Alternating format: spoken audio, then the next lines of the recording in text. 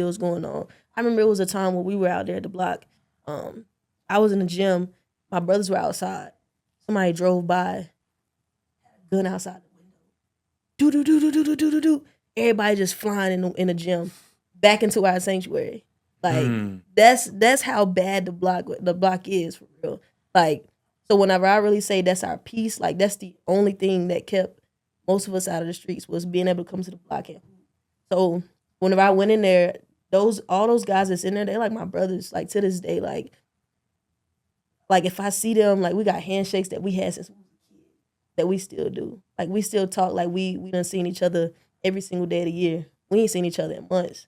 Like those are like really, really like my brothers, and like they've helped me grow. I've helped them grow. Like we have hard conversations. Like, we can talk to each other and tell each other what it is.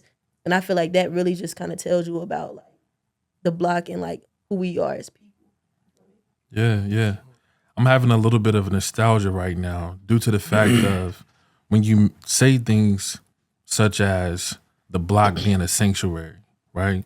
Oftentimes when people say the word sanctuary, they think of a church. They think of a safe haven, things of that nature. For me, that's literally what the block was. And just like many kids that grow up in the inner city, there's a particular place where they go that they feel most safe. I remember Derrick Rose saying something of the effect that when he was on the basketball court, that's where he felt the most safe. There's another guy by the name of Akil Carr out of Baltimore. They call him the Crime Stopper. Yeah. Every time he used to hoop, they said the crime in the city would stop. So places like the block is beneficial. It's a necessity, you know? And so let me ask you this. Being that the block was one of those safe havens for you, oftentimes they say it takes a community to develop a child.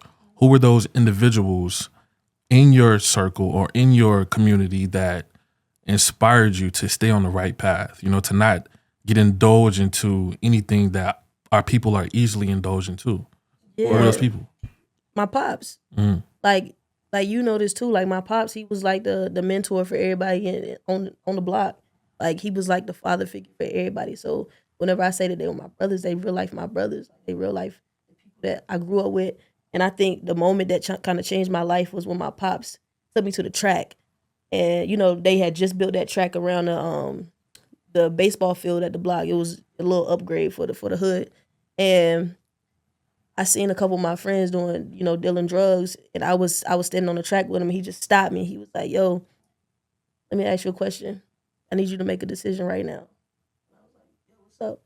He was like, either you choose to run these 2 miles right now or you go be out there with them. And in that moment, I had to make the decision for myself that I did not want to go out there and be where my friends was. And I separate myself by running those 2 miles at the block. And from there, my dad helped develop me and mold me to the person I am, because he really pushed me to not make a decision, you know, to be, you know, someone who just falls into like the stereotypical, you know, hoodlum. Yeah. You know, what the people in the hood want to do.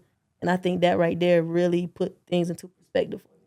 Like he really, really changed my focus, my point of view. And at the time, I'm being recruited by everybody. Yeah. So for him to be able to just look at me and like, and you know when my dad look at you, like he give you that look like, yo, like I'm for real, like I'm dead serious right now. And it's like a scary look, because I've never seen somebody look so serious in their life. And when he told me that, and I looked out there, I was like, yo, I can't be that type of person. Like I want to be something bigger. And that's why I kind of made the brand is bigger than me for everything I do now, because it's always been bigger than me.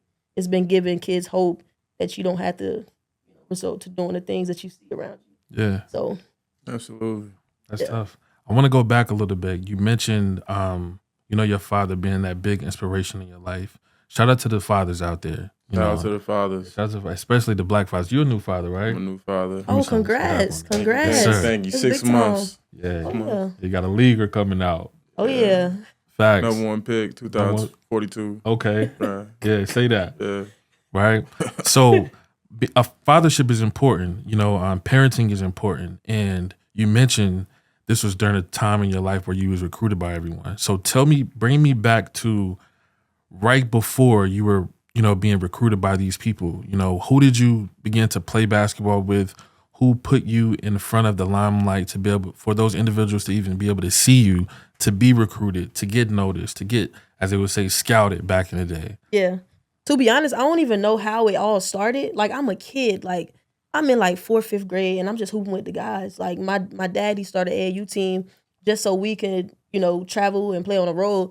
Granted, we didn't have a lot of money, so we couldn't travel to like Virginia and like, you know, across the country and stuff. So we would play local tournaments.